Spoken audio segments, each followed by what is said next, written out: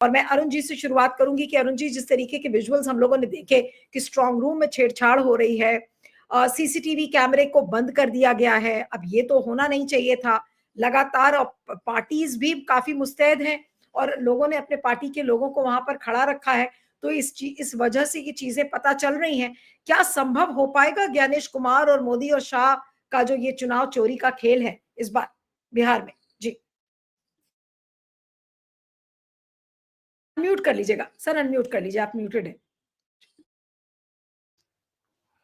नमस्कार नीलू जी, अगर आपका ये पूछना है कि क्या ये मैनिपुलेशन या वोट चोरी बंद होगी, तो ये कभी नहीं होगी। और उसका कारण मैं बताता हूँ।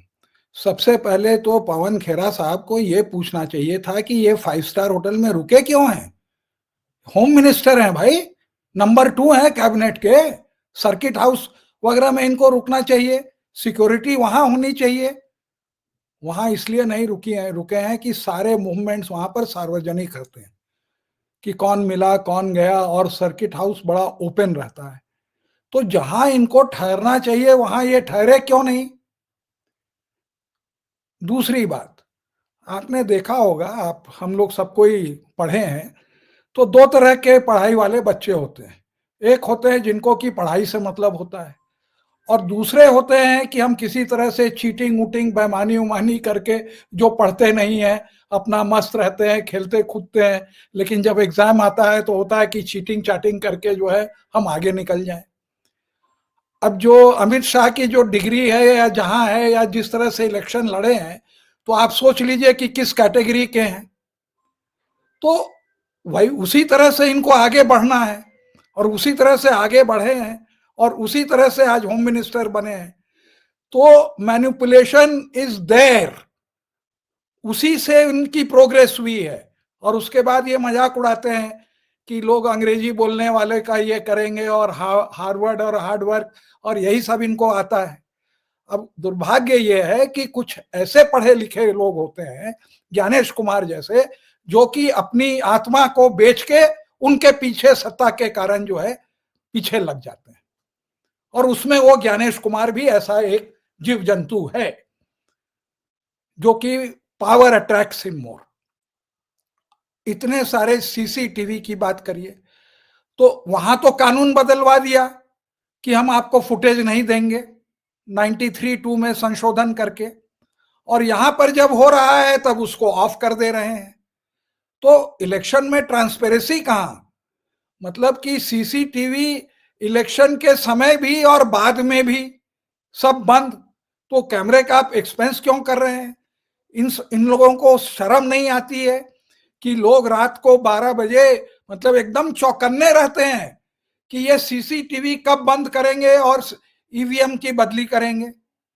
किसी को विश्वास नहीं है। एक होता ना कि अगर आपका सिस्टम सही होता तो कोई रात को 12 बजे बैठ के चौकीदारी नहीं करता और आपकी जो है चोरी नहीं पकड़ता। तो ये इनका अगला तमाचा है। तो ये लोग बेशरम हैं। अगर आप ये उम्मीद करते हैं कि इनके पास कोई शर्म ये है, तो वो नहीं है। ये मैनिपुलेट करेंगे और कर रहे हैं। अब सवाल उठता है कि ये कितने परसेंट वोट को मैनिपुलेट करते हैं और महागठबंधन की विक्ट्री की क्या मार्जिन है। अगर वो 10% से ज्यादा से जीत रहे हैं तब तो जीत जाएंगे, नहीं तो बाकी सारा इनका मैनिपुलेशन है। हर तरह का मैनिपुलेशन करते हैं, कोई चीज को नहीं छोड़ते हैं। और बेशर्मी की इनकी चरम सीमा है, इनको कोई फर्क नहीं पड़ता है। जैसे आरएसएस के उसमें आप देखते हैं, वहीं से ट्रेनिंग लेके आए, इमोरालिटी, और अपने को हिंदू कहते हैं।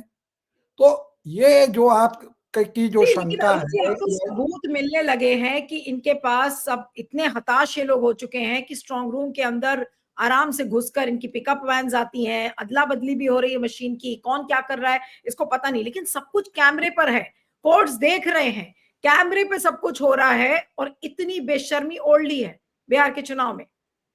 देखिए, आप लोग बोलते रहिए जो बोलना है, हम तो करेंगे जो ईवीएम सड़क पे मिले हैं, वोट की पर्चियां जो हैं वो वीवीपैट की स्लिप जो है समस्तीपुर में मिली है। और अभी तक जहां तक हमें मालूम है कि समस्तीपुर शायद बाढ़ और एक और भागलपुर, ये एक और इलाका, 3 इलाके में जो है सीसीटीवी ऑफ हो गई। हर एक डिस्ट्रिक्ट में आप मान के चलिए कि करीब 8 जो है ये कॉन्स्टिट्यूएंसीज होती हैं ये एमएलए की। तो आप ये समझिए कि ऑलरेडी जो है अभी मतगणना होनी है 14 को, उसके पहले जो है 3-4 डिस्ट्रिक्ट में तो ये बदल चुके। तो 121 सीट में अगर ये 25-30 सीट में तो मैनिपुलेट कर चुके, अब वो बाकी बची हैं वहां भी जाके करेंगे ना। बिल्कुल एक साथ तो करेंगे नहीं, या शॉर्टेज होगी या वो जो वैन है वो मूव करेगी दूसरी जगह। आप ये कह रहे हैं कि ये जो 121 सीटें हैं, इसमें कई में तो उन्होंने अदला बदली कर दी है। अभी भी 2 दिन बचे, परसों है दूसरे फेज का चुनाव, तो परसों तक में कुछ और अदला बदली हो जाएगी। इनको काउंटिंग तक है नीलू जी, 2 दिन में तो अगला फेज है, फिर काउंटिंग तक समय मिला है ना बदलने का। बिल्कुल तो ये कारण बताए ना, किसकी चार्जशीट की, किसका क्या किया। वहां लोग दिखा रहे हैं कि बिजली है, जबकि इनका जनरेटर और सारा चीज उनका इंतजाम रहता है, और बिजली भी है ऑर्डिनरी, उसके बावजूद ये बंद करके जो है वहां बदल रहे हैं और कोई ना कोई बहाना दिखा देंगे। और देखिए आज के जमाने में ये जो है जो कैमरा है उसके अंदर में सब कैप्चर हो जाता है, तो जहां बंद होता है और वो कमेंट्री भी दे रहे हैं। और देखिए बोकस वोटिंग पकड़ाई, कितने लोगों का हमने देखा वीडियो जो बूथ पर गए और वहां पर कहा गया कि आपका वोट गिर गया, जाइए अब कुछ नहीं हो सकता है। क्यों जाइए और क्यों नहीं हो सकता है? आपके पास तो सीसीटीवी की फुटेज है कि किस आदमी ने वो बोकस वोटिंग करी। ये पुराना जमाना वो बोकस वोटिंग का नहीं है ना कि आए छाप के चले गए, कोई सीसीटीवी नहीं थी। तो वो जो सीसीटीवी है उससे क्या आपने बोकस वोटर को क्या पकड़ा? नहीं पकड़ा। क्यों नहीं पकड़ा? क्योंकि आपका भी जो है पोलिंग बूथ जो ऑफिसर है वो मिला हुआ है, इसलिए नहीं पकड़ा। जब आदमी का क्या रिएक्शन होगा, अच्छा ये हुआ, निकालो उसका, कितने नंबर पर उसने वोट गिराया, इतने नंबर पर गिराया, ये देखो सीसीटीवी में कौन था, आगे पीछे कौन था। एफआईआर दर्ज कराई इन्होंने? नहीं कराई। तो टेक्नोलॉजी तो है आपकी 21st सेंचुरी और काम हो रहा है 50 साल पुराना। वो चोरी हो रही है पुरानी, और फिर कहेंगे याद दिलाते हैं कि अरे पुराने दिनों में तो बूथ कैप्चरिंग हो जाती थी, इस तरीके की बातें करते थे बेफजूल। हाँ हाँ हाँ, और वो अब हो रही है मॉडर्न डे। इसीलिए ये एसआईआर कराए हैं कि उसमें फर्जी वोट हैं, कहां पे फर्जी वोट हैं ये भाजपा वालों को मालूम है, इसीलिए वो बड़ा सपोर्ट कर रहे हैं। दोनों चोरों का आप एक दूसरे को सपोर्ट करते हैं। वो गड़बड़ होगा तो भाजपा वाला स्टेटमेंट देगा। वो सही कहा था पवन खेरा ने कि जाके वहीं पर आप भाजपा के उसी में जाके खोल लीजिए अपना दफ्तर। तो ये सारे प्रमाण चोरी के मिल रहे हैं।